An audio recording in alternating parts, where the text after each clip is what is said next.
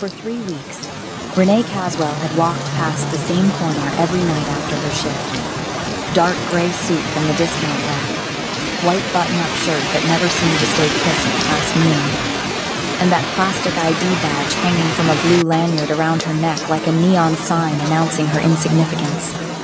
Intern, in bold letters that caught the fluorescent lights of every elevator she rode.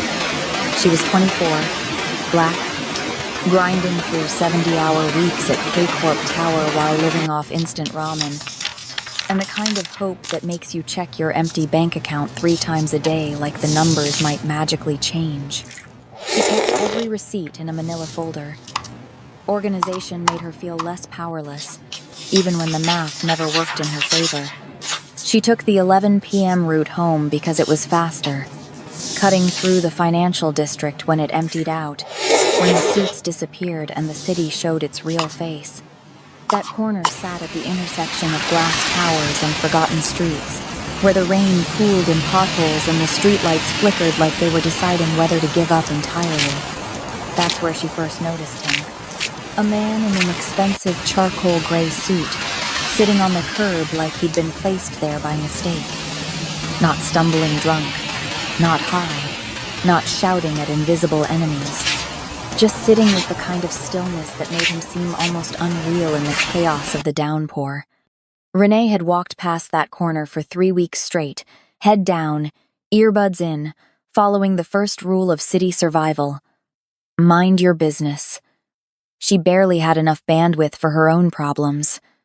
Her studio apartment had exactly 4 things in the fridge: eggs, bread, a jar of peanut butter that was mostly empty, and tap water in a reused bottle. Her student loans sent her reminder emails that felt like threats. Her mother called twice a week asking when the big corporate job would start paying real money. But on this night, a Thursday in late October, rain hammering down so hard it sounded like static, she'd stayed late organizing files in the mailroom because her supervisor had implied that initiative might lead to a permanent position after the internship ended. Better to seem indispensable, she'd thought, even if it meant missing the last express bus. The rain was the kind that soaked through clothes in seconds, turned streets into rivers, made umbrellas feel like cruel jokes. Renee's clear plastic umbrella, $15 from a sidewalk vendor, was the only thing between her and pneumonia. She was 10 feet past him when she stopped. Something about the way he sat there, legs extended, hand resting on his knee, blood mixing with rainwater and running down his wrist in thin ribbons. Something about the way his head tilted slightly to the side, like he was listening to music no one else could hear. Something about the expensive cut of that suit, now ruined, and the fact that no one else had stopped.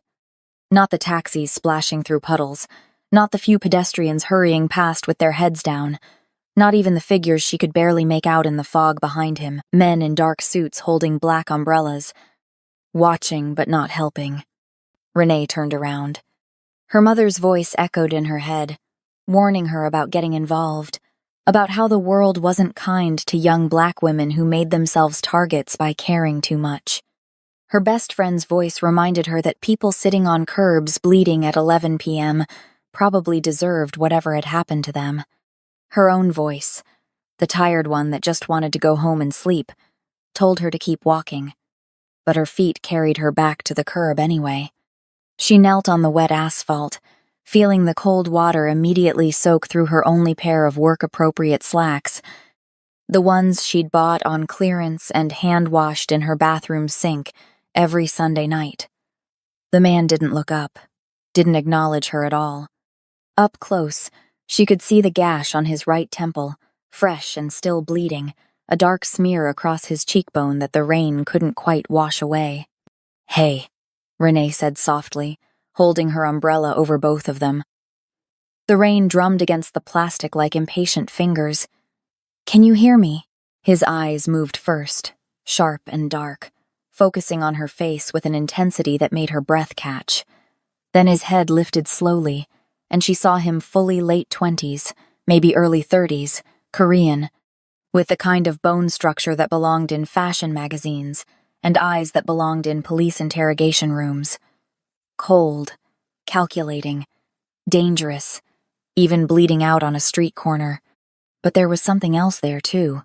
Surprise, like kindness was a language he'd forgotten people spoke. "I'm okay," he said quietly, his voice rough but steady, English accented but precise. "You should go." "You're bleeding."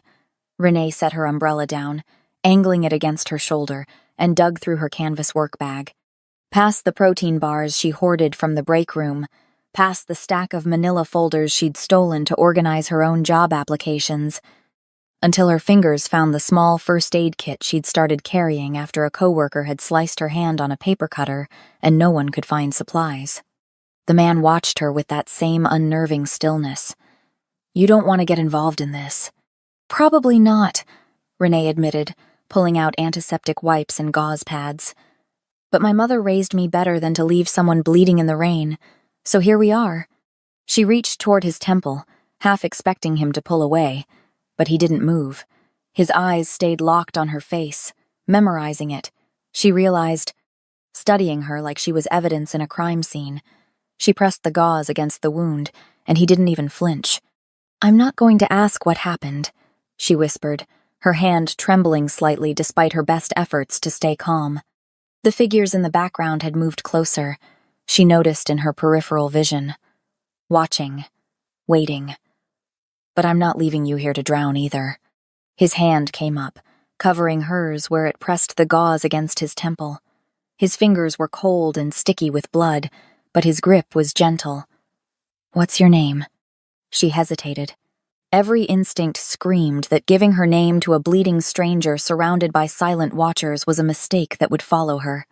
But something about the way he asked, not demanding, almost pleading, made her answer truthfully. "Renee Caswell." His eyes dropped to the ID badge hanging from her lanyard. That damning word intern in bold letters, the K-Corp logo gleaming even in the dim streetlight. Something shifted in his expression. Recognition, maybe. Or calculation. "Renee," he repeated, like he was committing it to memory. "Thank you." She secured the gauze with medical tape, her fingers working quickly despite the rain, making everything slippery. In the distance, sirens wailed, getting closer. The figures behind them tensed.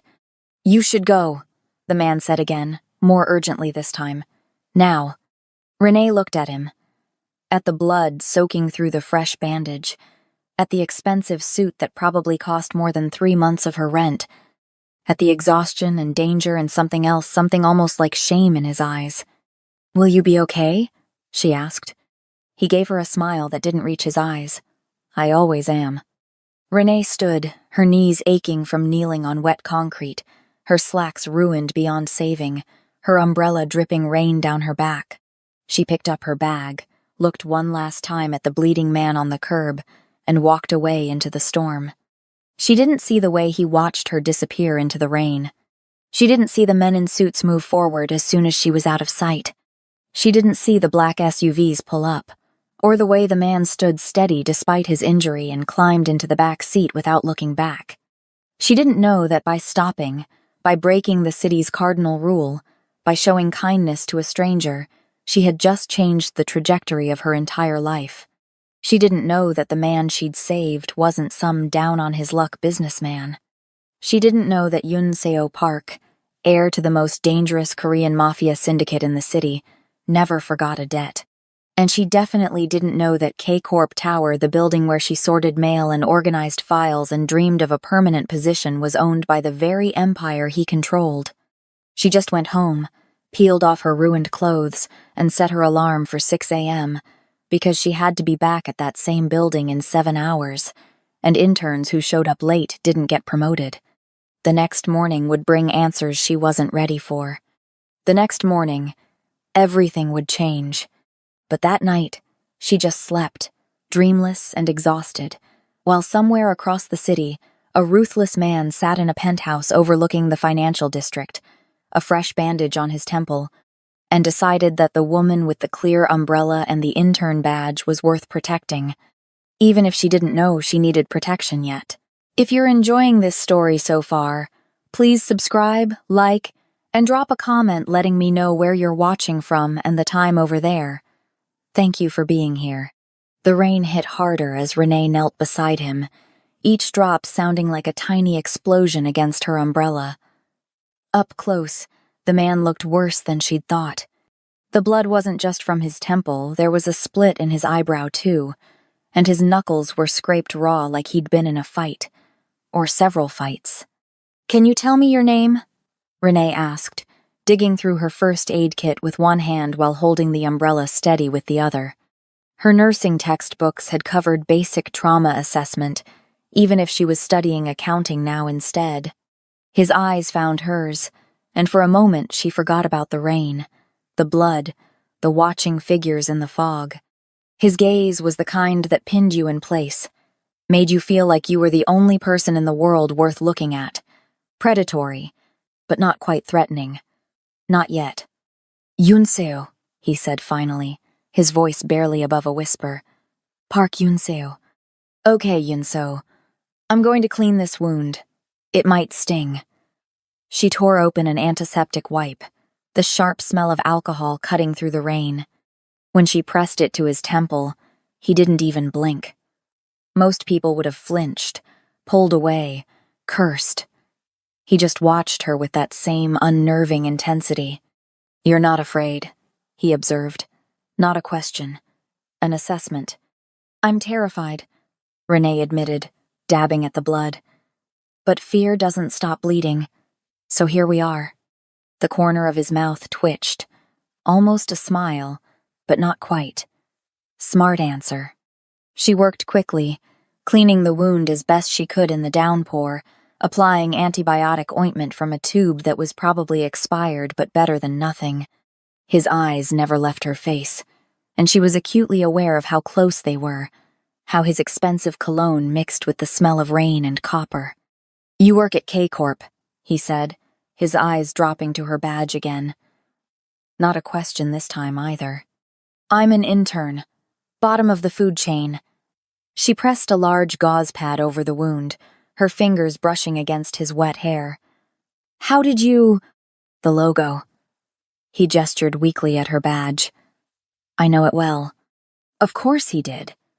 Everyone in the financial district knew K-Corp. The glass tower dominated the skyline, housed everything from investment banking to international trade operations, and had a reputation for chewing through employees like a meat grinder. Renee had been lucky to get the internship at all, even if it paid barely enough to cover her rent. "Hold this," she instructed, guiding his hand to hold the gauze in place while she found medical tape. His fingers were ice cold, and she wondered how long he'd been sitting here before she found him. The sirens were getting closer now, their wail cutting through the rain. The figures in the fog shifted, and Renee felt the change in the air, tension crackling like electricity before a lightning strike. "Renee Caswell," Yunseo said, reading her badge again. His pronunciation was perfect, deliberate. "You should leave now." "I'm almost done." "Now." His hand caught her wrist, gentle but firm. "They're coming, and you don't want to be here when they arrive." She looked into his eyes and saw something that made her blood run cold. Not fear, warning, like he was trying to protect her from something she couldn't see yet. "Will you get help?" she asked, even as she started packing up her first aid kit. "I'll be fine." He released her wrist, his fingers trailing across her palm in a way that felt deliberate.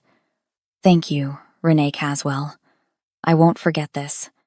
The way he said it sounded less like gratitude and more like a promise. Or a threat. She couldn't tell which. Renee stood, grabbed her bag, and walked away without looking back. Behind her, she heard car doors opening, voices speaking in rapid Korean, the sound of Yunseo being helped to his feet. She turned the corner and broke into a run, her ruined slacks clinging to her legs, her heart hammering against her ribs. She didn't stop running until she reached her apartment building 6 blocks away. The alarm went off at 6 a.m., dragging Renee from a fitful sleep filled with dark eyes and watching figures in the fog. She groaned, slapping at her phone until the noise stopped, and lay there staring at her water-stained ceiling while her brain slowly came online. Last night felt like a fever dream. Had she really knelt in the rain to help a bleeding stranger? Had those men really been watching from the shadows? Had Yunso really looked at her like he was memorizing her face? Her ruined slacks draped over her shower curtain rod told her it had been real. Shit, she muttered, throwing off her thin blanket. She had exactly one other pair of work-appropriate pants, and they were in the laundry bag she hadn't had time to take to the laundromat. She dug through her closet, finally finding a pair of black slacks that were slightly too tight and had a small stain on the thigh that she covered with her bag when she sat down.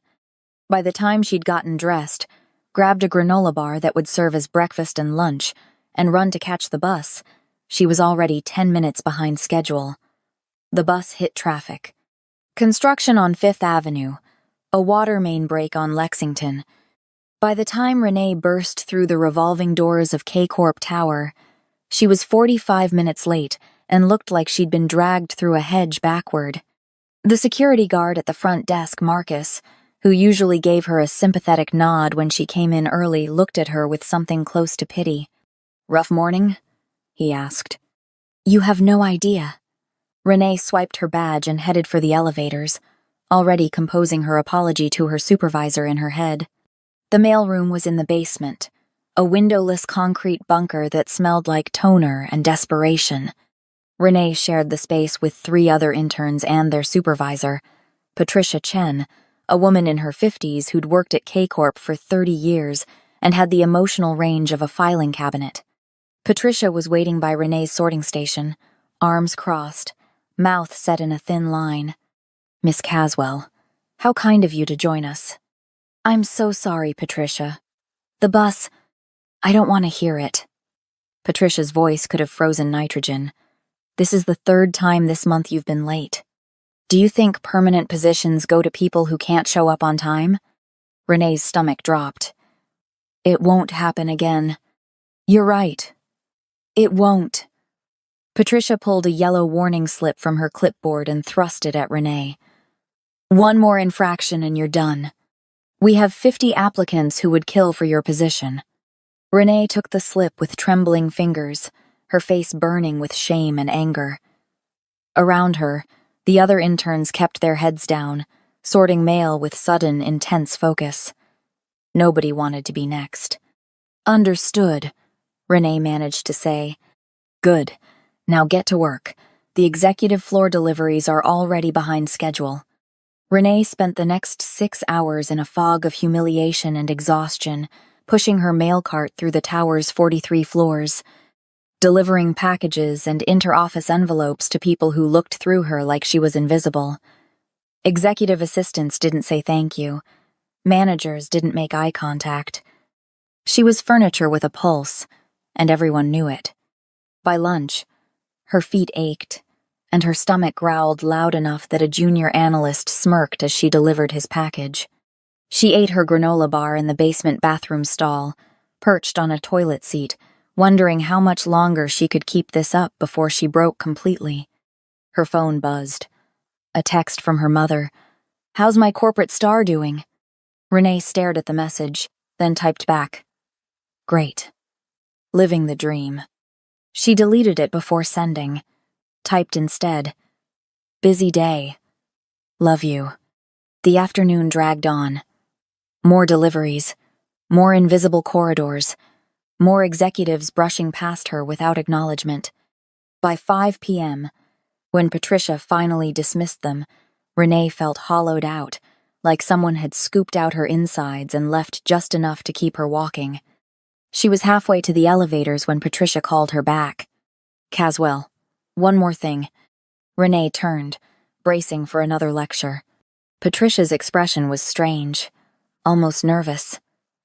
"Tomorrow morning, you're to report to the executive suite, 43rd floor, 7A, M, sharp."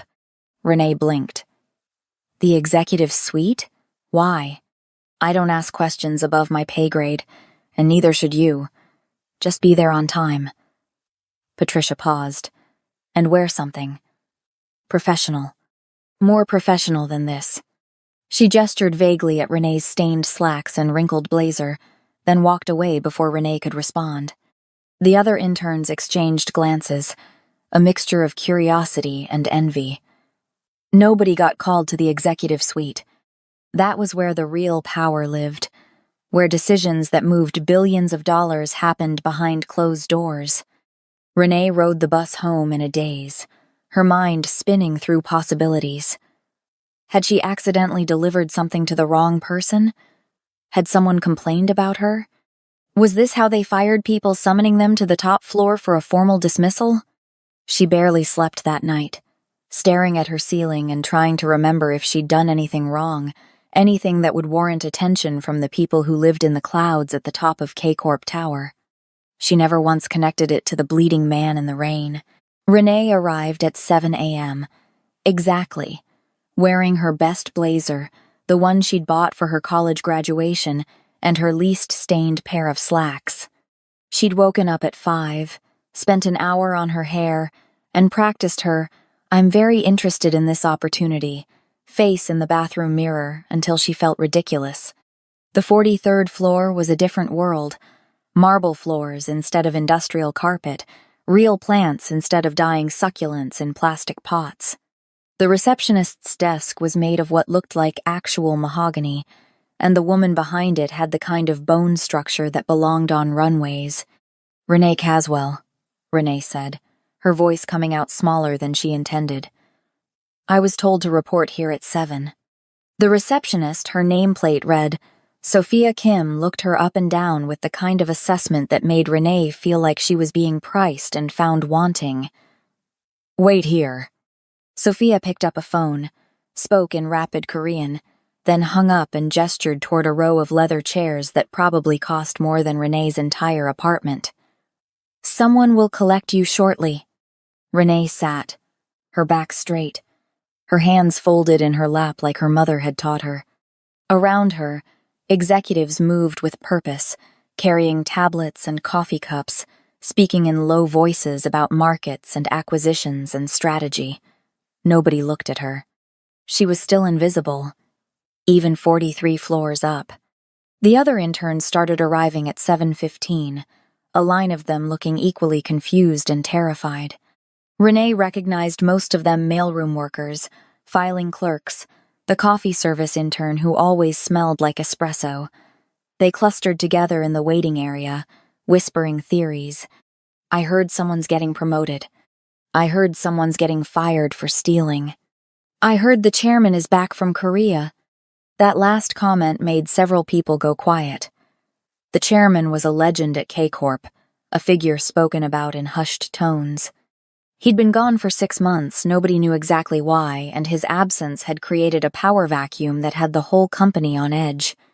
At 7:30 exactly, a door opened and a man in an immaculate black suit stepped out. He was Korean, probably in his 40s, with silver-framed glasses and the kind of presence that made everyone stand up straighter. "Interns," he said, his voice carrying effortlessly across the space. "Form a line. The chairman will see you now." They scrambled into formation, a messy line of nervous 20-somethings trying not to look terrified. Renee ended up in the middle, between a guy from IT and the coffee intern whose hands were shaking so badly her pen rattled against her clipboard. The man in the black suit, nobody had introduced him, but he moved like someone who didn't need introduction, led them down a corridor lined with abstract art that probably cost more than Renee would earn in her lifetime. They stopped in front of a set of double doors, dark wood with brushed steel handles. "When the chairman enters, you will bow," the man instructed. "You will not speak unless spoken to. You will address him as Chairman Park or Sir. Is this understood?" A chorus of "Yes, sir," rippled through the line. The doors opened. The conference room beyond was massive, all glass walls and sweeping views of the city. A table that could seat 30 dominated the center, and at the far end, silhouetted against the morning sun, stood a figure Renee couldn't quite make out. They filed in, the line reforming along one wall. Renee found herself between the IT intern and a guy from legal services who looked like he might pass out. Footsteps echoed across the marble floor. The silhouette moved, stepping out of the sun's glare. Renee's heart stopped. It was him. The man from the rain. Yoon So. He wore a black suit that fit him like it had been created specifically for his body, a white shirt with no tie, and an expression that could have been carved from ice. His hair was styled back from his face, and there on his right temple was a neat white bandage that stood out stark against his skin. He walked down the line slowly, his hands clasped behind his back, his eyes assessing each intern with the same intensity he'd used to memorize Renee's face in the rain. People bowed as he passed. Some of them were shaking. Renee's mind raced, trying to make sense of what she was seeing. The man she'd helped the bleeding stranger on the curb was the chairman? Was Yoon Seo Park? The person who owned this entire tower? He stopped in front of the IT intern next to her, looked him up and down, moved on. Then he was in front of Renee. Their eyes met, and the world narrowed to just the two of them. She saw recognition flash across his face, immediate and absolute, followed by something that might have been satisfaction. "Miss Caswell," he said quietly, his voice the same as it had been in the rain, but somehow colder now, more controlled. "We meet again." Every intern in the line turned to stare at her. The man in the black suit, his assistant, Renee realized, stepped forward slightly, as if expecting trouble. "Sir," Renee managed to say, her throat dry. Yoon So's eyes dropped to her ID badge, that damning intern label, then back to her face. Interesting. He moved on, finishing his inspection of the line, but Renee could feel his attention still on her like a physical weight. Her heart hammered so hard she was sure everyone could hear it. When he reached the end of the line, Yoon Seo turned to face them all. "Most of you will return to your regular duties. A few of you will be reassigned based on performance reviews and departmental needs. You'll be notified by end of day." He paused, his eyes finding Renee again across the room. "Miss Caswell, you'll stay." The other interns filed out, shooting her looks that ranged from envy to pity. The coffee intern grabbed her arm as she passed, whispering, "Good luck," like Renee was heading to her execution. Then it was just Renee, Yoon So, and the man in the black suit who stood by the door like a sentinel. Yoon Seo walked to the head of the conference table and gestured to a chair. "Sit." Renee sat, her legs feeling like they might give out anyway. He took the chair at the head of the table, close enough that she could see the fine stitches at the edge of his bandage, far enough that the distance felt deliberate. "You helped me 2 nights ago," he said. "Not a question. A statement of fact. In the rain. When I was injured. Yes, sir." "Do you know who I am?" "I do now." Renee's voice came out steadier than she felt. "Chairman Park, you own K-Corp. I own many things." He leaned back in his chair, studying her with that same predatory focus. "Tell me, Miss Caswell, why did you stop?" "I'm sorry." "In the rain. You were walking home, late at night, dangerous area. You saw a bleeding stranger, and instead of walking past like everyone else, you stopped. You knelt in the mud. You used your own supplies to help me." "Why?" Renee met his eyes, refusing to look away even though every instinct screamed at her to drop her gaze. "Because you needed help. That's it? No ulterior motive? No recognition of who I might be? I had no idea who you were. You were just someone who was hurt." Something shifted in his expression, not quite a smile, but a softening around his eyes. "Interesting." The man by the door cleared his throat. "Sir, we have the board meeting in 20 minutes. "Cancel it." Yoon So didn't look away from Renee. "Miss Caswell, as of this moment, you are no longer an intern. You are my executive assistant. Your salary will be commensurate with the position. I believe it will be a significant improvement over your current arrangement." Renee blinked, sure she'd misheard. I'm sorry, what? You'll report directly to me. Your duties will include managing my schedule, organizing my files, handling confidential correspondence, and accompanying me to meetings as needed. You'll start immediately. I can't. I'm not qualified. I'm just an intern. Yes, I'm aware. Yunseo stood, buttoning his suit jacket with practiced ease. But you're also someone who showed me kindness when I was vulnerable, who didn't ask questions or demand something in return, who risked her own safety for a stranger. Those qualities are more valuable to me than any MBA. Renee's head spun. This didn't make sense. Executive assistants to the chairman were usually people with decades of experience, impeccable connections, unshakable loyalty. She was a girl from Brooklyn with a community college degree and dreams she'd almost stopped believing in.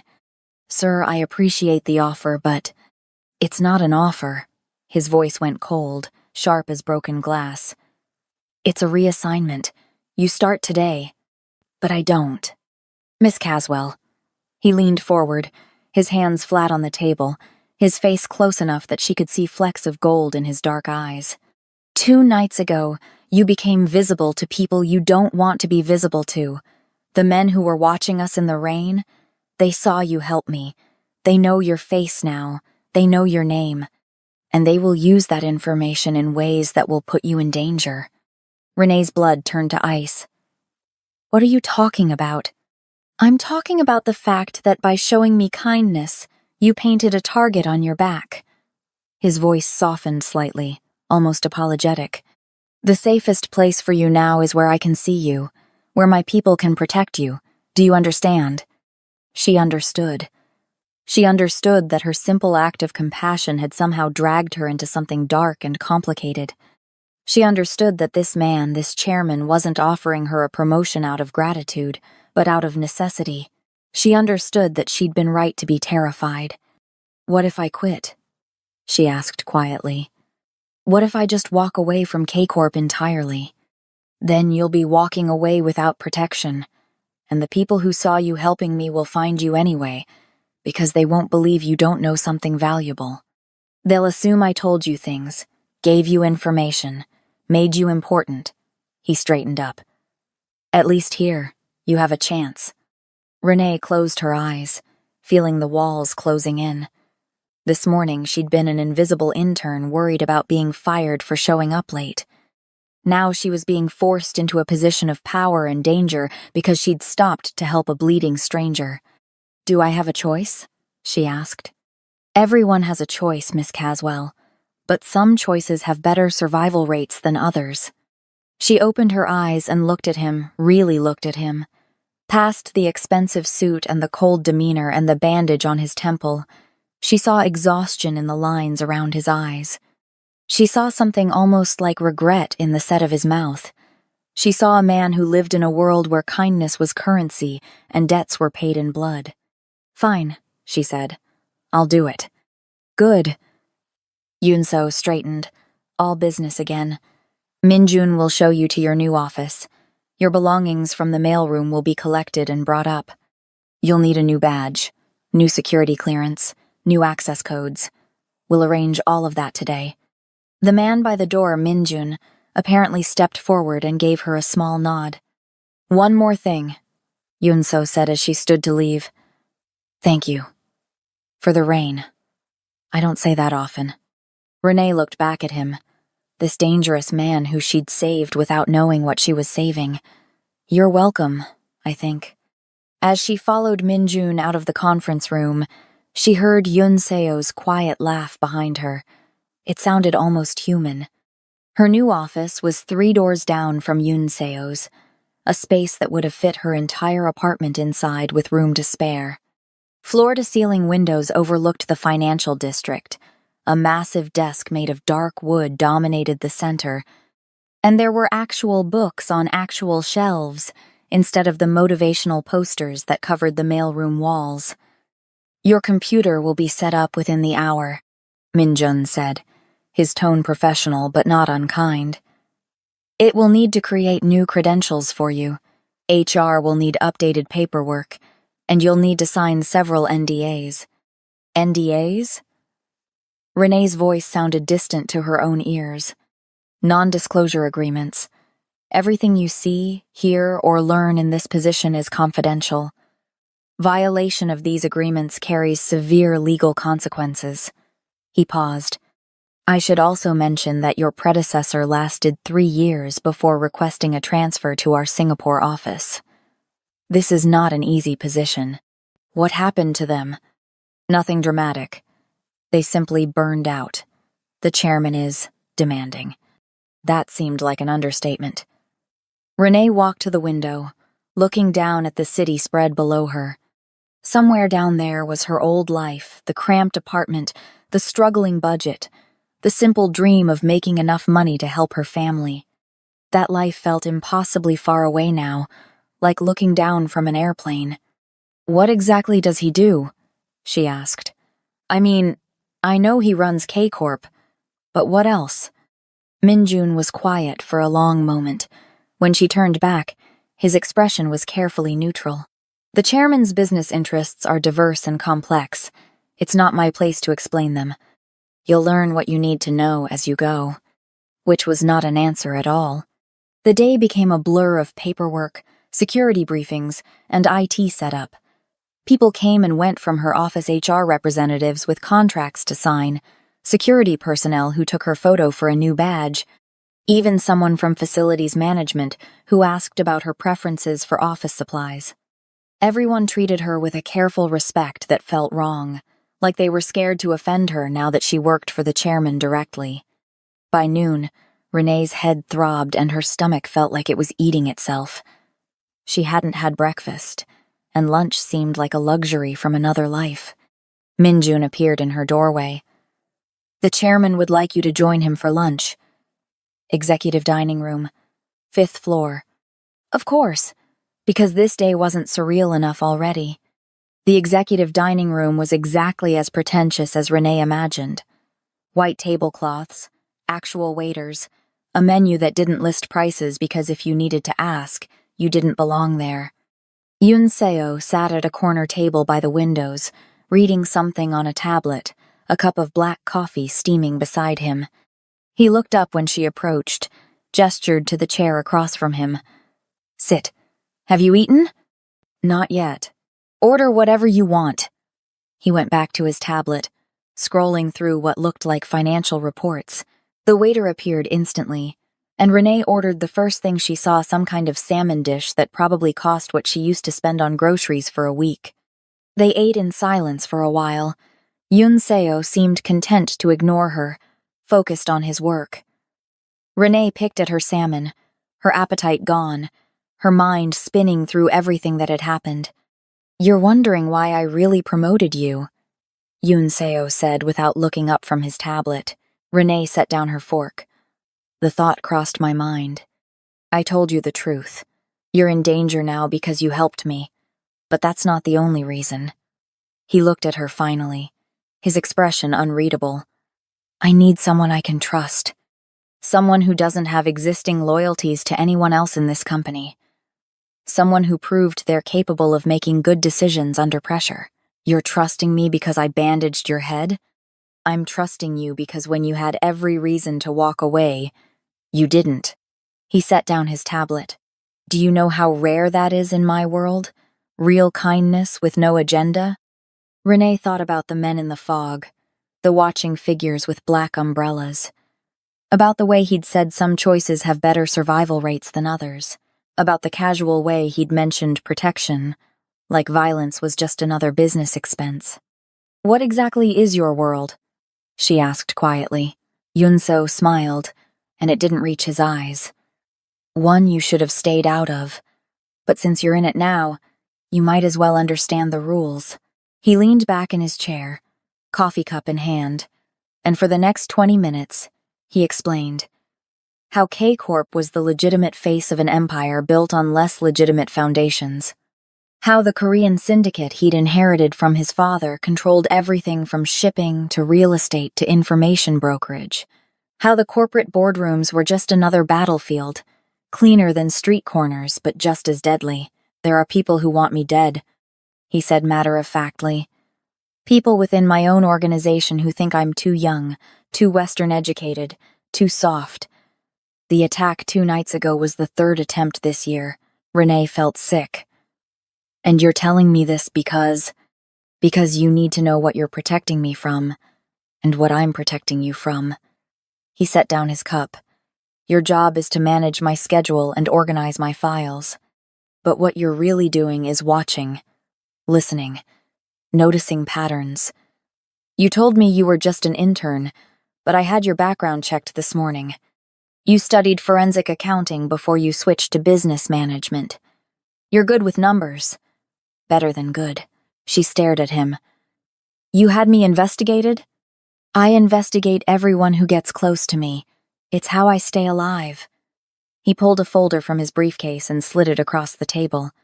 These are the files currently in my office. They're a mess because my last assistant organized them by date instead of by project, and nobody's had time to fix it. I need you to go through them, reorganize them logically, and flag anything that looks unusual. Renee opened the folder. Inside were copies of financial reports, contracts, transaction records, all jumbled together without clear organization. Her accountant's brain immediately started sorting them into categories, seeing patterns in the chaos. What am I looking for exactly? Anything that doesn't make sense. Missing money, duplicate payments, accounts that don't match up. His eyes locked on hers. I think someone inside K-Corp is stealing from me. I need proof. Why not hire a professional forensic accountant? Because professionals can be bought. You can't. He stood, buttoning his jacket. You owe me nothing except the truth. That makes you more valuable than you realize. He left her there with the folder, the half-eaten salmon, and a growing sense that she'd agreed to something far more complicated than being an executive assistant. Yunso's office was organized chaos. Files stacked on every surface, contracts spread across the desk, sticky notes covering his computer monitor like a paper plague. Renee stood in the doorway, her accountant's soul dying a little at the mess. He wants me to organize this? She muttered to herself. He wants you to find the rat, said a voice behind her. Renee turned to find Minjun standing there, his expression unreadable behind his silver-framed glasses. I'm sorry? The chairman believes someone is embezzling. Someone close to him. Someone who knows how to hide their tracks. Minjun stepped into the office, his eyes scanning the chaos with practiced efficiency. Your job is to find them before they do more damage. I'm not a detective. No. You're an accountant who knows how to read numbers that don't want to be read. He picked up one of the files, flipped through it. These files contain 3 years of transaction records, hundreds of accounts, thousands of transactions. Most people would see noise. The chairman believes you'll see patterns. Renee walked to the desk, looking at the scattered papers. Numbers jumped out at her: dates, amounts, account codes. Already her brain was sorting, categorizing, looking for inconsistencies. Where do I start? Wherever the numbers take you. Minjun set down the file. But be careful, Miss Caswell. If someone is stealing from the chairman, they won't appreciate you finding proof. He left her alone in the chaos. Renee took off her blazer, rolled up her sleeves, and got to work. She started with the basics, sorting files by department, then by date, then by type of transaction. It took hours, but slowly a system emerged from the mess. Accounting on the left, legal contracts in the middle, investment portfolios on the right. Then she started actually reading the numbers. Most of it was standard corporate finance, payroll, operating expenses, vendor payments. But there were irregularities. Small ones, easy to miss. A payment to a consulting firm that didn't seem to provide any actual services. Transfer to an account that showed up in multiple departments under different names. Expenses that were just slightly too round, too convenient, too frequent. By 6 p.m., Renee's eyes burned and her back ached, but she'd found a pattern. Money was being moved small amounts, spread across dozens of accounts in a way that looked random unless you knew what to look for. and it was all flowing toward a single offshore account registered under a shell corporation. She pulled up the registration documents for the shell corporation, cross-referenced them with K-Corp's board of directors, and felt her stomach drop. The corporation was registered to someone named James Park. A quick search of K-Corp's organizational chart showed James Park as the chief operating officer, Yun-So's uncle. Renee sat back in her chair, staring at the evidence spread across the desk. The man who'd been running K-Corp while Yun-So was in Korea. The man who'd overseen operations for the past 6 months. The man who was supposed to be Yun-Seo's most trusted advisor. He was stealing. Systematically. Carefully. And probably had been for years. Find something interesting. Renee nearly jumped out of her skin. Yun-Seo stood in the doorway, his tie loosened, his sleeves rolled up, looking almost human for once. How long have you been standing there? Long enough to see you make 6 stacks, destroy 3, and rebuild them differently. He walked into the office, looking at her organization system with something like approval. You found it. Found what? The proof. He picked up one of the files she'd flagged, scanning the contents. My uncle, James Park. He's the one stealing from me. Renee nodded slowly. The numbers don't lie. He's been moving money through shell corporations for at least 3 years. Small amounts, spread out to avoid detection, but it adds up to millions. $7,300,000. Yun-Seo's voice was flat, emotionless. Give or take. You already knew, I suspected. You confirmed it. He set down the file and looked at her with something that might have been respect. You did in 8 hours what my last assistant couldn't do in 6 months. Impressive, Miss Caswell. What happens now? Now? Yun-Seo smiled, and it was cold enough to freeze blood. Now we prepare for war. Because my uncle isn't just stealing money. He's building a power base to take control of everything I've built. He walked to the window, looking out at the city lights below. The attack 2 nights ago? My uncle ordered it. He wanted me dead before I could find proof of his theft. You saved my life in that rain, Renee. But more than that, you gave me time to find the evidence I needed to destroy him.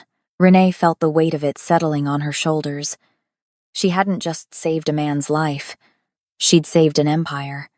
And in doing so, she'd made herself part of a war she didn't fully understand. I'm scared, she admitted quietly. Good. Yun-Seo turned back to face her. Fear keeps you sharp. Fear keeps you alive. He walked toward the door, then paused. Go home, Renee. Get some rest. Tomorrow we start planning how to survive this. Wait. She stood, her legs shaky. What you said at lunch. About people wanting you dead. About this being dangerous.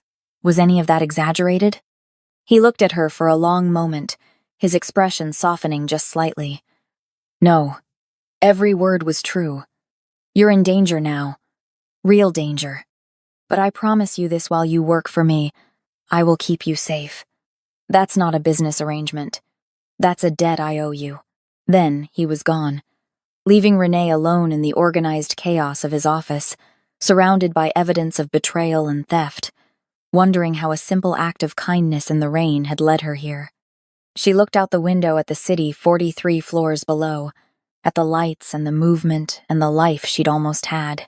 Then she looked at the files on the desk, the proof of corruption that could bring down an empire or save it. Her phone buzzed. A text from her mother. Proud of you, baby. I know you're working hard, Renee typed back. You have no idea. She grabbed her bag, turned off the lights, and headed home to her small apartment that felt even smaller now that she'd spent the day in an office bigger than most houses. Tomorrow, she'd come back. Tomorrow, she'd continue being Yun-So's assistant, his protector, his detective. Tomorrow, she'd try to survive in a world where kindness was currency, and betrayal ran in families. But tonight, she just wanted to sleep without dreaming of dark eyes and watching figures in the rain. The parking garage was nearly empty at 8 p.m., just a scattering of luxury cars belonging to executives who worked late or pretended to. Renee's footsteps echoed off concrete as she walked toward the visitor section where she'd been parking. Since her promotion, her ancient Honda looked embarrassingly out of place among the Mercedes and BMWs, but at least it still ran. She was digging through her bag for her keys when she heard footsteps behind her. "Miss Caswell. Working late?" Renee turned to find a man in his 50s approaching, his smile warm and his suit expensive. He had the kind of face that inspired trust, gentle eyes, laugh lines, silver hair styled perfectly. She recognized him from the organizational charts she'd been studying. James Park, the uncle, the thief. "Mr. Park." She kept her voice steady, professional. "Just heading home, please. Call me James." He stopped a respectful distance away, hands in his pockets, the picture of casual friendliness. "I've been meaning to introduce myself. You're Yunseo's new assistant, yes? Quite a promotion from the mailroom. Congratulations." "Thank you. You must be very talented. My nephew doesn't trust easily." His smile never wavered, but something in his eyes made Renee's skin crawl. "Tell me, how are you finding the position? Not too overwhelming, I hope?" "It's challenging, but I'm managing." "I'm sure you are." He took a step closer, still casual, still friendly. "You know, I've been with K-Corp for 30 years. I helped build this company from the ground up. I watched Yunseo grow from a boy into the man he is today. I know him better than anyone." Renee's fingers found her keys, gripping them tight enough that the metal bit into her palm. "That's nice. What I'm saying is, if you ever need guidance, if you ever find yourself confused about your role or uncertain about decisions being made, my door is always open." He moved closer still, close enough that she could smell his cologne, expensive, cloying. The corporate world can be treacherous for young people, especially young people who don't understand the complexities of family dynamics. There it was. The threat wrapped in concern, the warning dressed as mentorship. "I appreciate that," Renee said carefully, "but I'm doing fine. Are you?" His smile thinned slightly. "Because from where I stand, you've been given access to sensitive files, financial records, information that could be easily misinterpreted by someone without the proper context." He paused, his eyes boring into hers. "It would be unfortunate if you drew incorrect conclusions that could damage relationships, create unnecessary conflict." Renee's heart hammered, but she kept her expression neutral.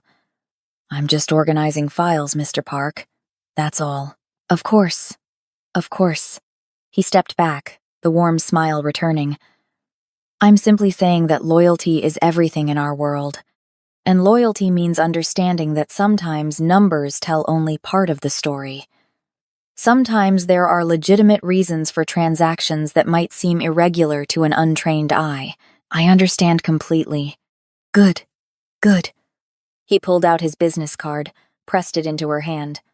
"My personal number, if you ever need advice, guidance, or just someone to talk to about the pressures of your new position. Anytime, day, or night."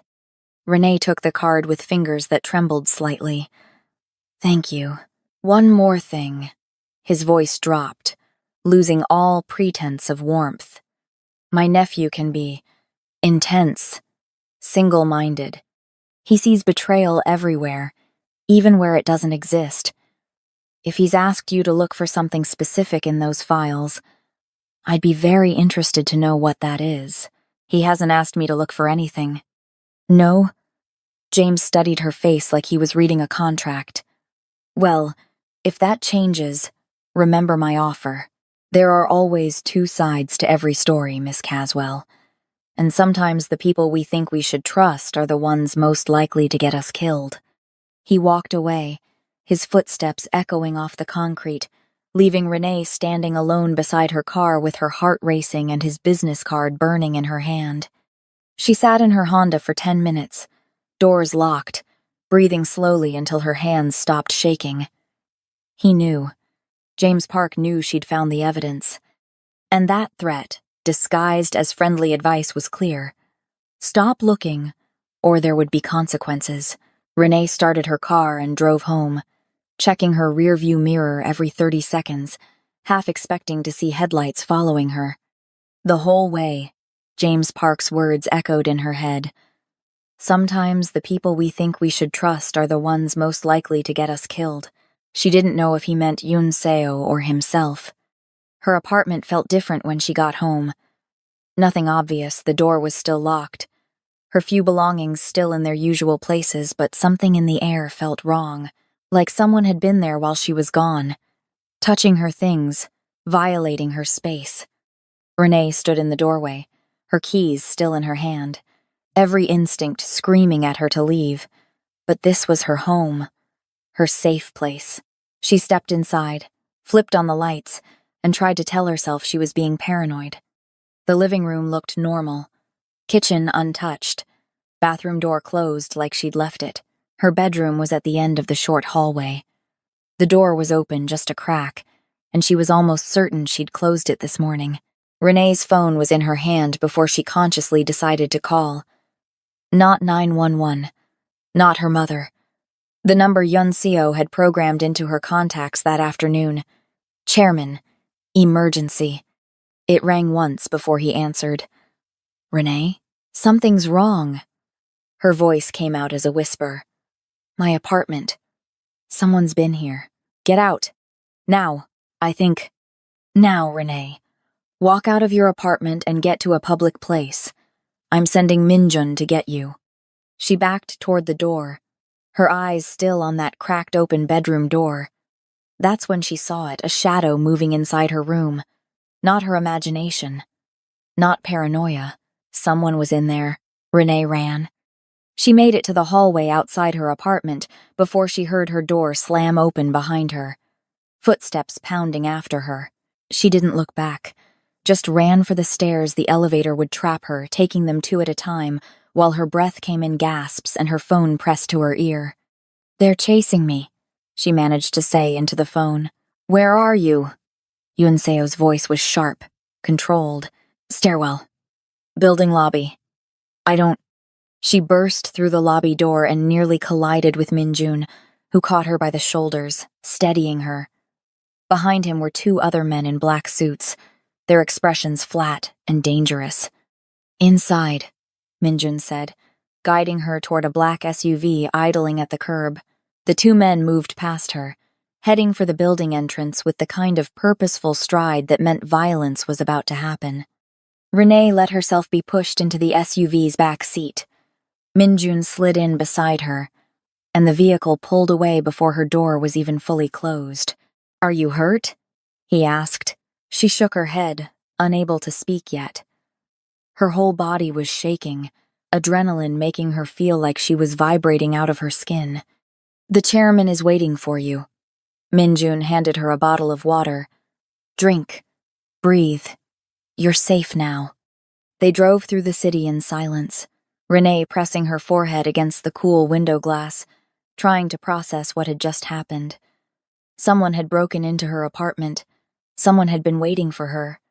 If she hadn't called Yoon Seo, if she'd walked into that bedroom. The SUV pulled into an underground garage beneath a building Renee didn't recognize. They took a private elevator that required a keycard and a fingerprint scan, rising smoothly through floors marked with letters instead of numbers. The elevator opened directly into a penthouse. Renee stepped out into a space that redefined luxury. Floor-to-ceiling windows overlooking the entire city, minimalist furniture that probably cost more than her annual salary, art on the walls that belonged in museums, and in the center of it all, standing by those massive windows with a phone pressed to his ear, was Yoon Seo. He turned when she entered, said something sharp in Korean, and ended the call. You're okay. Not a question. A statement, like he needed to confirm it for himself. I think so. Renee's voice sounded distant. What's happening? Sit. He guided her to a leather couch that felt like sitting on a cloud. Minjun, get her something stronger than water. Minjun disappeared, and Yoon Seo sat beside her, close enough that she could feel the warmth of him, smell the faint scent of his cologne mixed with coffee and stress. My uncle moved faster than I expected, he said quietly. You confronted him in the parking garage? He confronted me. How did you? I have cameras everywhere. I saw the interaction. His jaw tightened. I should have warned you he'd approach directly. I underestimated his boldness. He threatened me. Subtly, but it was definitely a threat. And then he sent people to your apartment to make sure you understood the consequences of not listening. Yunseo's hands clenched into fists. This is my fault. I put you in danger. You warned me it was dangerous. I chose to stay. You didn't choose this. He stood, pacing to the windows. You saved my life in the rain because you're a good person. You didn't ask to be dragged into a succession war. You didn't ask to have assassins in your apartment. Minjun returned with a glass of amber liquid whiskey, probably expensive enough to pay Renee's old rent. She took it with shaking hands and drank, the burn in her throat grounding her. So what now? She asked. I can't go home. I can't exactly check into a hotel, and I'm guessing your uncle won't just forget about me. You stay here. Yun Seo turned from the windows. This building has the best security in the city. 24-hour guards, biometric locks, panic rooms. My uncle can't reach you here. I can't just move into your penthouse. You can and you will, at least until this is resolved. He came back to the couch, sat close enough that their knees almost touched. I have guest rooms. Plural. You'll have privacy, but you'll be safe. Renee looked around the penthouse, at the luxury that felt like a different planet from her studio apartment. How long? However long it takes to neutralize the threat. You mean kill your uncle? Yunso's expression went carefully blank. I mean, remove him from power. Permanently. What that looks like depends on how cooperative he chooses to be.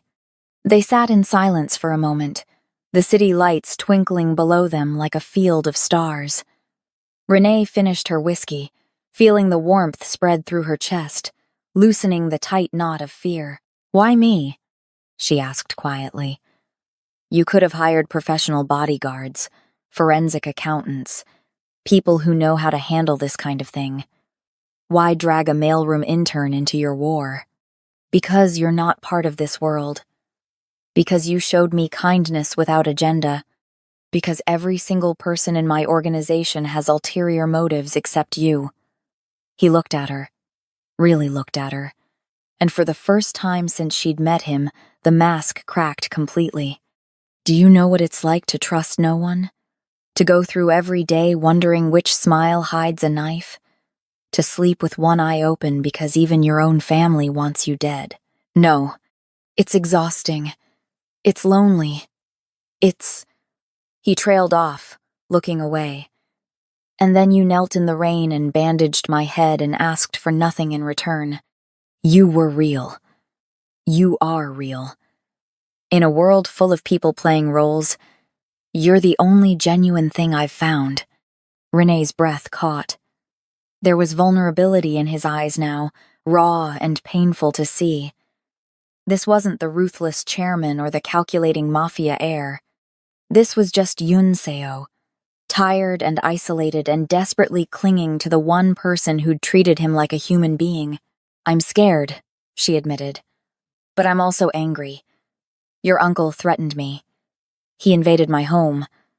And I'm tired of being invisible, of being pushed around by people who think I don't matter.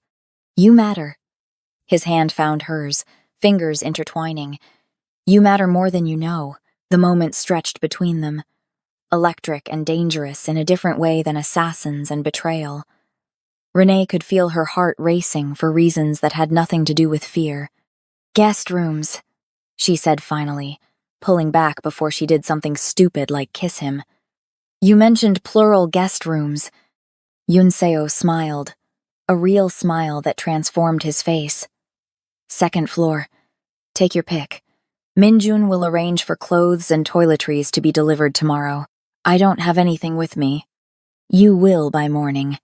We'll also send someone to pack up your apartment, Move your belongings here or into storage. Whatever you prefer. Renee stood, suddenly exhausted to her bones. This is insane. Welcome to my world. He stood too, walked her to the stairs. Renee? Thank you. For not running when you had the chance. Don't thank me yet. We still have to survive this. We will. I promise you that. She climbed the stairs to the guest rooms, palatial spaces with king-sized beds and attached bathrooms bigger than her entire apartment, and collapsed onto the closest bed, still wearing her work clothes. Through the windows, the city glittered below, beautiful and dangerous, and full of people who wanted her dead for the crime of being kind. But for the first time since the parking garage, she felt safe, protected. And maybe, just maybe, not quite so alone in the chaos. Morning came with coffee delivered by a staff member. Renee hadn't known existed, a woman in her 40s named Hannah who smiled warmly and informed her that breakfast would be ready in 20 minutes. The promised clothes had arrived. A whole wardrobe of professional attire in her exact size, from suits to casual wear to things that definitely were not appropriate for the office. Renee showered in the bathroom with its rainfall showerhead and heated floors, dressed in one of the new suits, charcoal gray with subtle pinstripes, and went downstairs to find Yunseo already working at the dining table, laptop open, phone on speaker. He looked up when she entered, ended his call with a quick farewell in Korean. You found everything? This is too much. The clothes, it's necessary. You can't go back to your apartment, which means you need clothes. Consider it a work expense. He gestured to the breakfast spread that could have fed 10 people. Eat. We have work to do. Renee filled a plate with fruit and pastries, poured coffee from a carafe that probably cost more than her old car. What kind of work? Proving my uncle's guilt in a way that can't be refuted or covered up. You found the digital evidence, but digital can be explained away, claimed as fabricated. He pulled up a document on his laptop, turned it so she could see. These are the physical ledgers. Old school. Handwritten records that my uncle keeps in a safe in his office. They'll have the real numbers, the ones that match the offshore accounts. You want to steal from your own building. I prefer the term retrieve stolen property. But yes, he smiled grimly. The company gala is in 3 days. Everyone will be there, including my uncle. His office will be empty. His safe will be accessible. You know how to crack a safe? I know people who know people. But I need someone to actually retrieve the ledgers, photograph them, and return them without anyone noticing. Someone my uncle wouldn't suspect. He looked at her meaningfully. Someone invisible. Renee set down her coffee cup. You want me to break into your uncle's office during the biggest social event of the year. I want you to walk into my uncle's office, open his safe using the code I'll provide, photograph the contents, and walk out. You'll be wearing catering staff uniform. No one looks at servers. This is insane. This is survival. Yunseo closed his laptop. My uncle is planning to move against me at the gala. I have sources who say he's bringing in outside players, people who will make my death look like natural causes, heart attack, stroke, something plausible for a young man under stress. So you're walking into a trap. I'm walking into an opportunity. If I can expose his theft publicly, in front of the board and the shareholders and the media, I can destroy his credibility before he destroys me. His eyes found hers. But I need proof. Real, undeniable proof. Renee thought about James Park in the parking garage, his friendly threats and calculating eyes. About the shadow in her bedroom, the footsteps chasing her down the stairs. About how she'd gone from invisible intern to key player in a corporate war in less than a week. If I do this, she said slowly, I need to know everything. No more half-truths. No more protecting me by keeping me ignorant. I need to understand exactly what I'm risking my life for. Yunseo nodded. Fair enough. For the next 2 hours, he explained. How his father had built the syndicate from nothing. combining legitimate business with less legitimate ventures. How Yoon Seo had been groomed to take over, sent to Harvard for business school, taught the Western way of doing things while maintaining Korean traditions. How his father's death 6 months ago had created a power vacuum that his uncle had been trying to fill. My father trusted James, Yoon Seo said quietly. Made him COO, gave him access to everything. And James used that access to build his own empire inside ours, stealing money to fund his own operations, positioning himself to take control when I was vulnerable. The attack in the rain was supposed to kill me. James hired local thugs, told them I'd stolen from them, gave them my location. They beat me badly enough that I should have died on that curb. He touched the bandage on his temple still there, though the wound beneath must be healing. But you stopped to help. You kept me alive long enough for my people to find me. So I ruined his plan. You saved me. There's a difference. He reached across the table, took her hand. And now we're going to return the favor. We're going to save everything my father built. Renee looked at their joined hands, at the contrast of his skin against hers, at the way his fingers held hers like she was something precious. 3 days until the gala. 3 days to prepare. Minjun will train you on the security systems, the layout of James's office, the timing you'll need to pull this off, and I'll make sure everyone believes you're just there as my date. Your date? Cover story. The chairman's new girlfriend. Arm Candy who'll stand beside him looking pretty while the real players conduct business. His smile was wicked.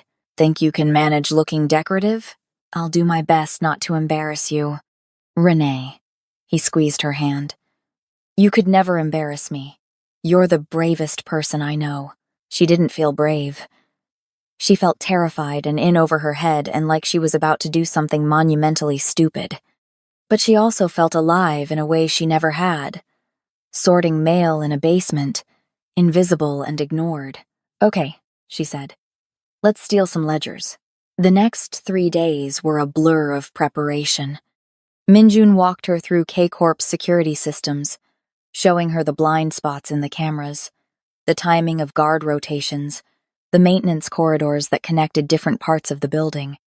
A woman named Sujin taught her how to pick a lock, just in case the code doesn't work, and how to photograph documents quickly without flash. Yunso himself briefed her on his uncle's habits, the layout of his office, what the ledgers would look like. Red leather binding, he said, showing her a photograph. His initials embossed in gold. He's vain that way. They practiced the timing. Renee would arrive at the gala as Yunso's date, spend exactly 30 minutes being seen by everyone important, then excuse herself to fix her makeup. The catering uniform would be stashed in a maintenance closet. She'd change, walk through the service corridors to James's office, retrieve the ledgers, photograph them, return them, change back, and rejoin the party. 20 minutes. That's all the window they had before someone noticed her absence. The night before the gala, Renee couldn't sleep. She lay in the guest room's enormous bed, staring at the ceiling, wondering if she was about to die in an expensive dress while committing corporate espionage. A knock on her door made her jump. It's me, Yunseo's voice, quiet through the wood. She opened the door to find him in pajama pants and a t-shirt, looking more human than she'd ever seen him. Can't sleep either. No. He ran a hand through his hair, a gesture of uncertainty that seemed foreign on him. Can I come in? She stepped back, and he entered, going to the windows that overlooked the sleeping city. For a long moment, neither of them spoke. I'm sending you into danger tomorrow, he said finally. If something goes wrong, if James discovers what you're doing, then I improvise. Or I run. Or your people extract me. We've been over this. I know. But that doesn't make it easier. He turned to face her. You could still walk away. I could give you money, set you up somewhere far from here. Make sure you're safe. You don't have to do this. Yes, I do. Renee moved closer to him. Because your uncle threatened me. Because he tried to have me killed. Because I'm tired of being the person things happen to instead of the person who makes things happen. You're extraordinary. You know that. I'm terrified. That's what makes you extraordinary. You're terrified, and you're doing it anyway. He reached out, his fingers brushing her cheek with heartbreaking gentleness. When this is over, when James is gone and the company is secure, I'm going to take you to dinner. Somewhere normal, where we're just two people who met in the rain. That sounds nice. It's a promise. His thumb traced her jawline. Renee Caswell, you walked into my life at exactly the moment I needed someone real. Someone good. Someone worth protecting and worth fighting for. She could feel the moment building between them, electric and inevitable. Yun-so. He kissed her. Soft at first, questioning, giving her space to pull away. But Renee didn't pull away. She leaned into him, her hands finding his shirt, his arms wrapping around her waist, and for a few perfect moments, there was no danger, no schemes, no gala waiting to explode their lives. There was just this, just them, just the connection that had been building since she'd knelt in the rain and shown kindness to a stranger. When they finally broke apart, both breathing hard, Yun-seo rested his forehead against hers. Tomorrow we win, Renee finished. We get the evidence, we expose your uncle, and we survive. Together. He left her room a few minutes later, and Renee finally slept, her dreams full of dark eyes and gentle hands and the promise of a future where she wasn't invisible anymore. The black and white gala was exactly as pretentious as its name suggested. Held in K-Corp's event hall on the 20th floor, it was a sea of designer tuxedos and couture gowns, champagne that cost more per bottle than Renee used to make in a month, and enough diamonds to blind anyone who looked directly at the crowd. Renee descended the main staircase on Yun-seo's arm, wearing a white gown that Soo-jin had selected elegant, sophisticated, with a slit up one side that made movement easy. Her hair was styled in an updo that had taken an hour, and she wore jewelry that was probably insured for more than her life. Every eye in the room tracked their entrance. Smile, Yun-seo murmured. You're supposed to be enjoying yourself. I'm about to commit a felony. Hard to enjoy that. Think of it as aggressive asset recovery. He guided her down the stairs, his hand warm on her lower back. And you look stunning, by the way. I forgot to mention that. You're just saying that because I'm about to risk my life for you. I'm saying it because it's true. He grabbed 2 champagne flutes from a passing server, handed her one. 30 minutes. Then you disappear. They worked the room together, Yun-seo introducing her to board members and shareholders and business partners who all looked at her with barely concealed curiosity.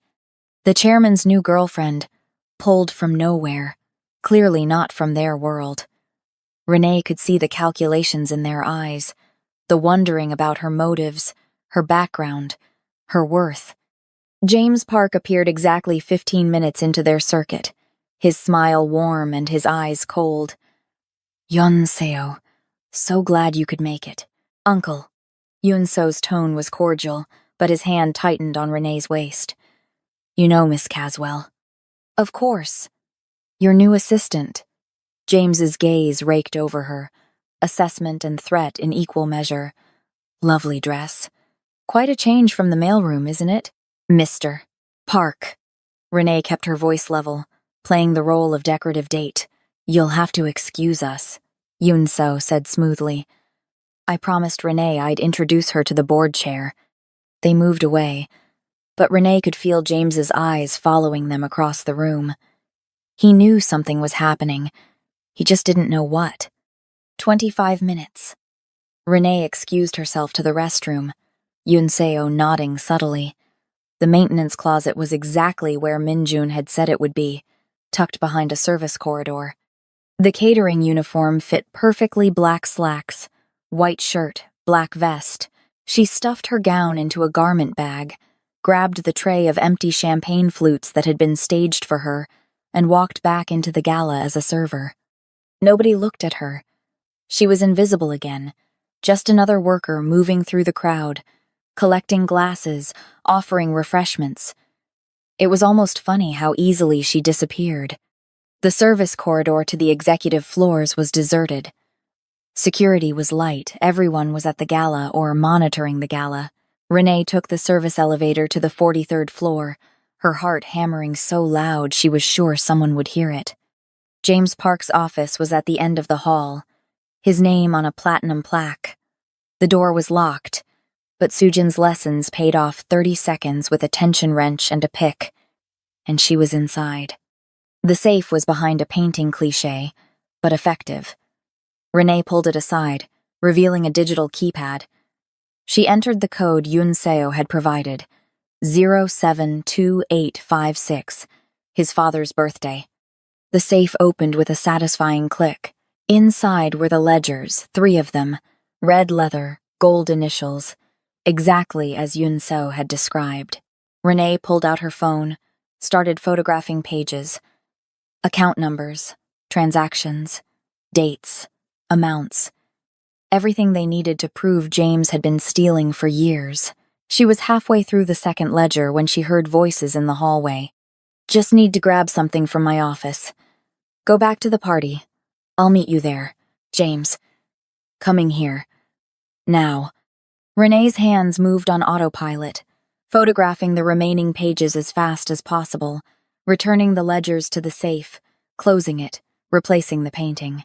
She shoved her phone in her pocket and looked around for an exit. The door was opening. Renee dropped to the floor and rolled under James's desk, pulling herself into the knee well just as the lights flickered on. Through the gap between the desk and the floor, she could see expensive dress shoes James is moving across the room. He went to the safe, opened it, pulled out the ledgers. Renee held her breath, praying he wouldn't notice they'd been moved, wouldn't feel the residual warmth from her hands, wouldn't somehow sense that his evidence had been compromised. Perfect, he muttered to himself in English. Everything is perfect. He closed the safe, returned the painting to its place, and walked back toward the door. But he stopped before leaving, and Renee's heart nearly stopped with him. I know you're in here, Miss Caswell. She closed her eyes, every muscle tensing for the fight or flight that was coming. I saw you on the security feed, James continued, walking through the service corridor, entering my office. Did you really think we wouldn't be watching? Did my nephew really think he could outmaneuver me so easily? Renee stayed silent, her mind racing through options. Run. Fight. Scream. None of them good. Come out. Let's talk about this like reasonable people. She didn't move. Couldn't move. James sighed. Fine. Have it your way.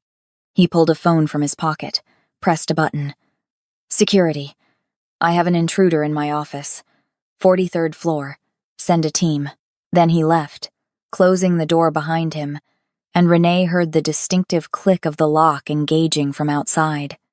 She was trapped. She pulled out her phone with shaking hands, called Yun Seo. He answered on the first ring. Are you out? I'm trapped. Your uncle made me. Security is coming. A pause. Then, where exactly are you? Under his desk. He locked me in. Stay there. I'm coming. Yun Seo. I'm coming. Trust me. He hung up. Renee stayed crouched under the desk, listening to her own ragged breathing, waiting for security guards to burst through the door and drag her away. Minutes ticked by, each one feeling like an hour. The door exploded open. But it wasn't security. It was Yun Seo, Min Jun behind him, both looking like they'd run the entire way from the gala. Come on. Yun Seo reached under the desk, pulled her out. We need to move now. How did you... Master key. Benefits of being the chairman. He grabbed her hand, and they ran out of the office, down the corridor, toward the service elevator. Behind them, she could hear shouting, the thunder of boots on marble. They made it to the elevator, the doors closing just as security rounded the corner. Inside the descending car, Renee gasped for breath, her whole body shaking with adrenaline. Did you get the photos? Yun Seo asked. She nodded, pulling out her phone. All 3 ledgers, every page. He kissed her then, hard and desperate, and relieved. "You're brilliant. You're insane, but you're brilliant. Your uncle knows. He's going to move against you tonight." "Let him try." Yunseo's smile was sharp as broken glass. "We have what we need. Now we just have to deliver it." The elevator doors opened on the 20th floor of the gala. They stepped out, Yunseo straightening his bow tie. Renee suddenly aware she was still in the catering uniform. "Slight problem," she said. Minjun appeared with her garment bag. 4-minute costume change. The restroom, now. Renee had never changed clothes so fast in her life. She burst out of the restroom in her white gown, hair slightly messed but otherwise presentable, and found Yunseo waiting for her. "Ready?" he asked. "For what?" "To end this." He took her hand and led her back into the gala, which had continued without them, champagne flowing, music playing, the city's elite completely unaware that everything was about to change. Yunseo walked directly to the stage where a small band had been playing, took the microphone from the surprised singer. "May I have your attention, please?" The room slowly quieted, hundreds of eyes turning toward the stage. "Thank you all for attending tonight. I know you're here to celebrate another successful year for K-Corp, but I'm afraid I have some news that can't wait." He pulled out his phone, connected it to the room's projection system. "My uncle, James Park, has been stealing from this company for 3 years. He's embezzled over $7 million, funneling it through shell corporations to offshore accounts. And tonight, I have proof." The room erupted in gasps and murmurs. James stood near the back, his face pale with rage. The first image appeared on the massive screens around the room, a page from the ledger. James's handwriting clear, numbers damning. Then another page. Another, a litany of theft, documented in his own hand. "These ledgers were kept in his office safe," Yunseo continued, his voice carrying easily over the growing chaos. "They detail every transaction, every stolen dollar, every betrayed trust. I have copies on every server in this building, backed up remotely, provided to law enforcement and the SEC. There's no way to destroy this evidence, no way to explain it away." James was moving now, pushing through the crowd toward the exits. But Yunseo's security had been ready. Men in black suits materialized, blocking every door. "Uncle," Yunseo said quietly, his eyes finding James across the room. "Did you really think I wouldn't find out? Did you really believe you could kill me, steal my company, and get away with it? You have no idea what you're doing," James hissed, his composure finally cracking. "I built this company. Your father was nothing without me. You're nothing without me. You're right about one thing. I was nothing." Yunseo stepped down from the stage, walking through the parted crowd toward his uncle. "I was a man who trusted no one, who saw enemies everywhere, who lived in isolation because everyone in my world wanted something from me. But then someone showed me kindness. Real kindness, with no agenda. And she reminded me that there are things worth more than power. Things worth protecting." He stopped in front of James. "You tried to kill me in the rain. You threatened the woman I care about. You stole from my father's legacy. And you expected me to what? Ignore it? Accept it? Die quietly? You're signing your own death warrant," James spat. "You think exposing me will make you safe? There are others who want you gone. I'm not alone in this." "I know." Yunseo's smile was cold. "And they're all in this room right now, watching you fail. Watching you become a cautionary tale about what happens when you betray the Park family. So thank you, Uncle. You've made it very easy for everyone else to remember why loyalty matters." Security moved forward, taking James by the arms. He struggled, shouting threats and curses in Korean, but they dragged him toward the service entrance anyway. The room watched in stunned silence. Yunseo turned back to the assembled crowd board members, shareholders, business partners. "K-Corp will continue under my leadership. Anyone who has a problem with that is welcome to leave now. Anyone who wants to remain part of what we're building, I expect your loyalty and your discretion about tonight's events. Are we clear? Slowly, people began to nod. Then someone started clapping the board chairman and the applause spread through the room like a wave. Not enthusiastic support, but acknowledgement of power, acceptance of the new order. Yunseo walked back through the crowd to where Renee stood, still shaking, and took her hand. Let's get out of here. They left the gala together, walked out into the cool night air, away from the music and the champagne and the wreckage of a coup that had failed before it could begin. In the street, Yunseo's car waited, Minjun holding the door. Where to? The driver asked. Anywhere but here, Yunseo said, pulling Renee close. Somewhere we can breathe. They drove through the city in silence, Renee's head on his shoulder, both of them processing what had just happened. They'd won. Against all odds, with a stolen gown and photographed ledgers, and 20 minutes of terrifying improvisation, they'd actually won. What happens to your uncle? Renee asked finally. Legal proceedings. Probably prison, if he's lucky. If he's not. Yunseo trailed off.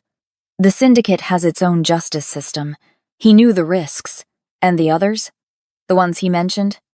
Will fall in line now that they've seen what happens to traitors. I've consolidated power, proven I can't be easily removed. The succession war is over. Just like that? Just like that. He tilted her chin up, his eyes soft in the passing streetlights. Because of you. Because you were brave enough to help me when I needed it most. The car stopped at the penthouse. They rode the elevator in comfortable silence, walked into the space that had become a strange sort of home over the past few days. So, Renee said, kicking off her heels and immediately feeling 3 inches shorter. What now? Now? Yunseo loosened his bow tie, looking more relaxed than she'd seen him since the rain. Now I offer you a choice. What kind of choice? Stay or go. I can set you up anywhere you want, new city, new life, enough money that you'll never have to worry again. You've done what I asked and more. You don't owe me anything else. Renee walked to the windows, looking out at the city where she'd been invisible for so long. And if I stay? If you stay, I'd like to offer you a real position. Not my assistant, chief financial officer. You found the corruption in 3 hours that my entire accounting department missed for years. You understand numbers, people, systems. You'd be incredible at it. I'm 24. I don't even have my degree finished. You have instincts worth more than any degree. And you have my trust, which is worth more than anything else I could give you. He came to stand beside her. But more than that, I'd like to take you to dinner.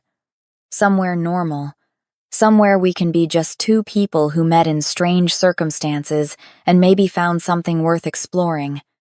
Renee looked at him, this dangerous man who'd been vulnerable in the rain, who'd protected her when she needed it, who'd trusted her with his life and his empire. You know I'm still terrified of you, right? Of this world you live in? Good. Fear keeps you sharp. But maybe also... He took her hand, kissed her knuckles gently. Maybe you could be a little bit interested in seeing where this goes. She thought about her old life, the basement mailroom, the invisible existence, the constant struggle to survive. Then she thought about her new life, the danger, the excitement, the feeling of mattering, of being seen. She pulled her old intern badge from her purse. She'd kept it as a strange sort of talisman, and walked to the trash can. The plastic ID with its bold intern label looked so small, so powerless. Renee dropped it in the trash. I'm staying, she said, turning back to Yunseo. I'm staying. And I'm taking the CFO position. And I'm accepting that dinner invitation. But I'm also keeping my own apartment once it's safe to go back. And I'm not playing decorative arm candy for your business meetings. And if your family tries to kill me again, I'm going to be very annoyed. Yunseo laughed a real laugh, full and genuine. Fair terms. I accept all of them. Good. She walked back to him, rose on her toes, and kissed him softly. Now let's talk salary. Because I have student loans and a mother who thinks I'm a corporate star. And I'd like both of those things to be manageable. Whatever you want. Be careful saying that. I'm an excellent negotiator. I'm counting on it. They stood together at the windows, watching the sun start to rise over the city. Two people who'd met in the rain and somehow found their way through violence and betrayal to something that looked almost like hope. Renee Caswell was no longer invisible. She was the CFO of a massive conglomerate, the woman who'd saved a mafia boss's life and his empire, and probably falling in love with the most dangerous man she'd ever met. But she was also still herself. Still kind. Still brave. Still the woman who'd knelt in the rain with an umbrella because someone needed help. And that, more than anything else, was why Yun-So trusted her. Why he loved her, though he hadn't said it yet. Why she was going to change everything about how his world worked. Because in a life full of calculated moves and ulterior motives, Renee Caswell was real. And real was the most dangerous thing of all. 3 weeks later, Yun-Seo kept his promise and took her to dinner. Not somewhere fancy, not somewhere connected to business or power. A small Korean restaurant in Queens where nobody knew who he was, where they could sit in a corner booth and eat bibimbap and talk about normal things like favorite movies and childhood memories. "This is nice," Renee said, watching him struggle with enthusiasm to teach her how to use chopsticks properly. "Almost makes me forget you're a criminal mastermind. Alleged criminal mastermind. I prefer legitimate businessman with complicated hobbies. You literally run a mafia syndicate, in my spare time. Mostly, I run a multinational corporation." He grinned at her. Totally different. She threw a napkin at him, laughing, feeling light in a way she hadn't felt since before the rain. Maybe before ever. They walked through the city afterward, hand in hand, just two people in love with the night and each other and the impossible story that had brought them together. And if there were security guards following at a discreet distance, and if Renee's new phone had a direct line to Yun-Seo's protection detail, and if they both slept a little easier, knowing the succession war was over, well, that was just part of their new normal. She'd saved a stranger in the rain. He'd saved her right back. And together, they were building something worth more than empires, something real.